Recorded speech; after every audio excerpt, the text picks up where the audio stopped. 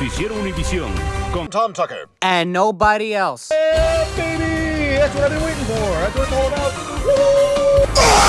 about. Good morning, everyone. My name is Tom Tucker. Coming up, why an apple a day kills a doctor a day. But first, a special report.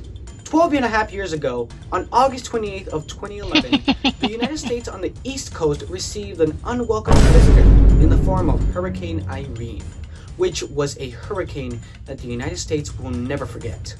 It's the most. Hurricane expertise and data analytic DeMarcus Demetrius Quantavion Tamias Shatavion III has this to say about the hurricane with more in-depth details.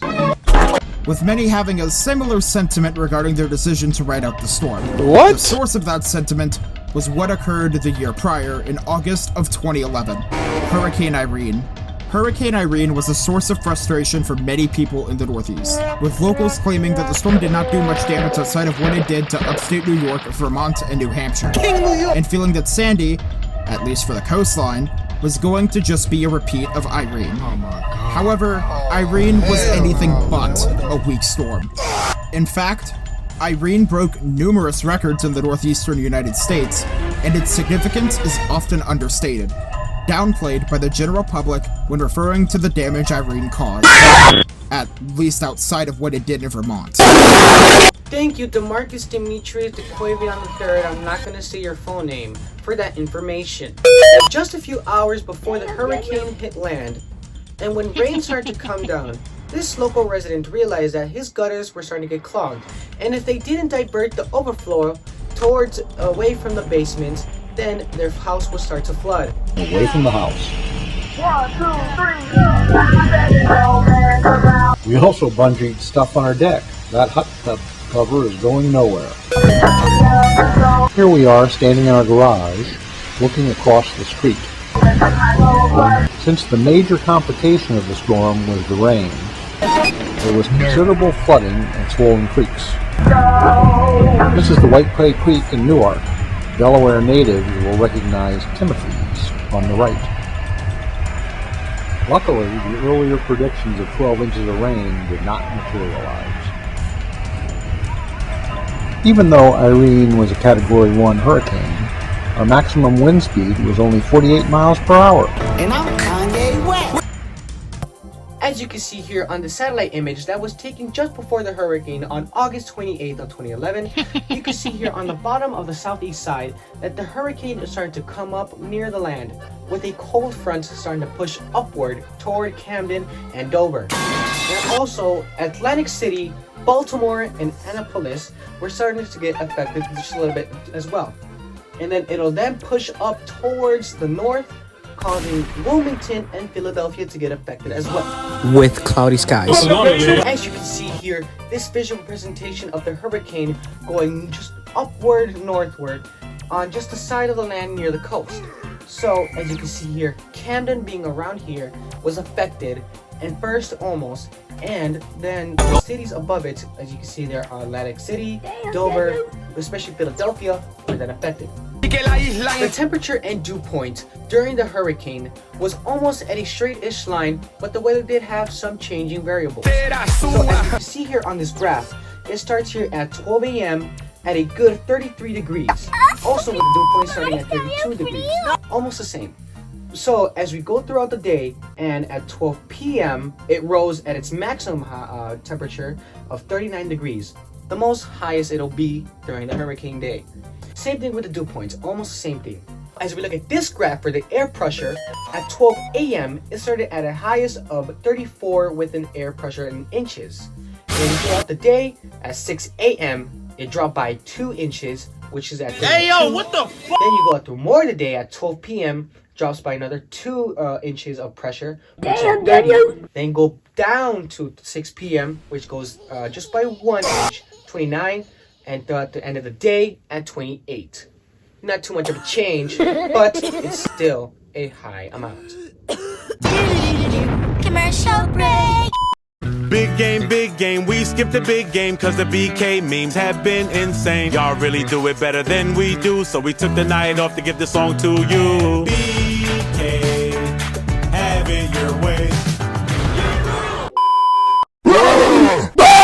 suffer from a lack of a father figure? Do you have clinical depression? Have you ever accidentally broken your mom's favorite coffee cup, and when she found out you did it, she tied you to a bed and spanked you with a metal spatula? If you said yes to any of these things, I don't care. And to keep it a bean, no one cares. Commercial break. And now for the 7-day forecast weather for Camden, Delaware. As you can see today, it's going to be rainy with a 70% of the city rain. It's going to be having a 37% of feel, and the wind is going to be making it cooler.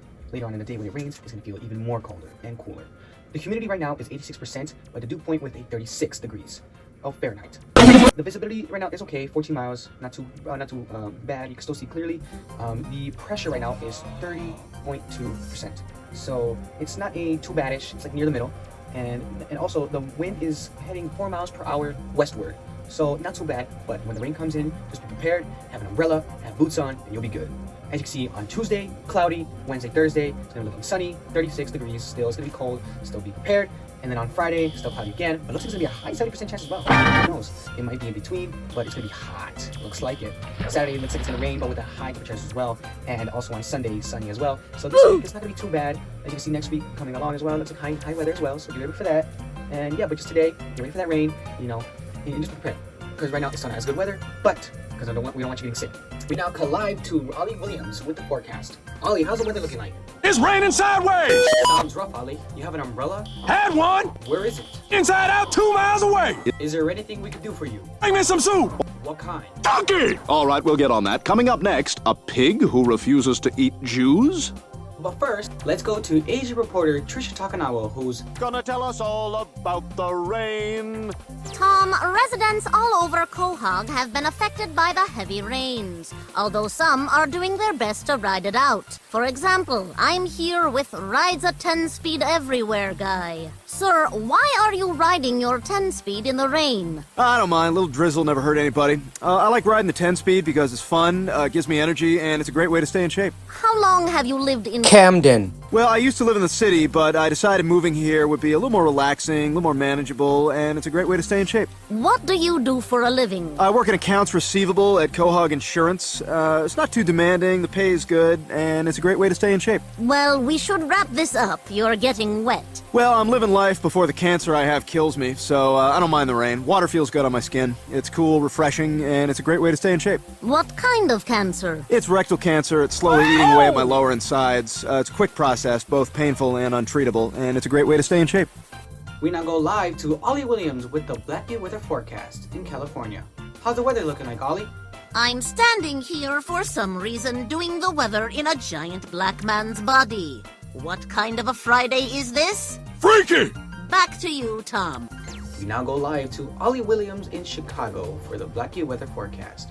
How's it looking like in Chicago, Ollie? Not too bad. Tom, I'm standing here with Stephen Hawking, the first white man I've ever met who knows math better than me. Mr. Hawking, what does the discovery of this black hole mean to you and your research? I am overjoyed. This is the crowning achievement of my career. It validates the work of a lifetime. It certainly does. Back to you, Tom. All right, we're clear.